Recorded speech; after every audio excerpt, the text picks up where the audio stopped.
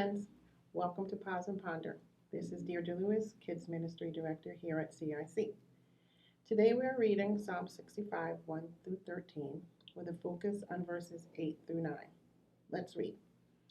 They who dwell at the ends of the earth stand in awe of your sign. You make the sunrise and the sunset shout for joy. You visit the earth and cause it to overflow. You greatly enrich it. The stream of God is full of water. You prepare their grain, for so you prepare the earth. Ever been hiking up a mountain? I remember a few years back, I was supposed to hike Mount Monadnock in New Hampshire. Well, that hike turned into a climb. I mean, we were pulling ourselves up over boulders. It was crazy. But when we reached almost to the top, I was able to look down across the land and stand in awe of the Lord's signs. Everything just felt perfect as I looked at what God does on a day-to-day basis. I wasn't up there for a sunrise or sunset, but imagine how beautiful that would have been. What about sunrises or sunsets at the beach, or even watching the sun rise or fall in between high rises in a city? It's so amazing how we can be spectators of miracles every day if we just focus on His wonders. In verse 9, it talks about the overflow of water that visits the earth. You ever watch those nature channels and see how the seasons change?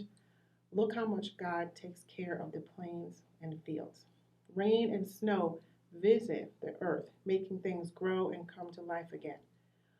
When walking, I look for signs of spring.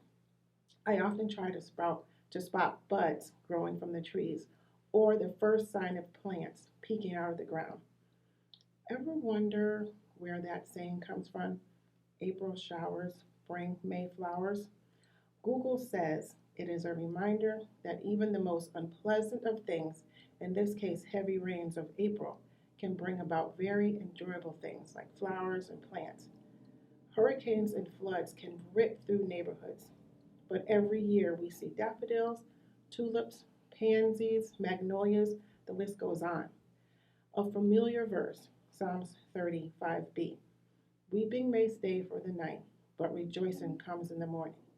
So often we are bombarded with negative things. The news, social media, negative friends that are just trying to help us, and then let's add a pandemic.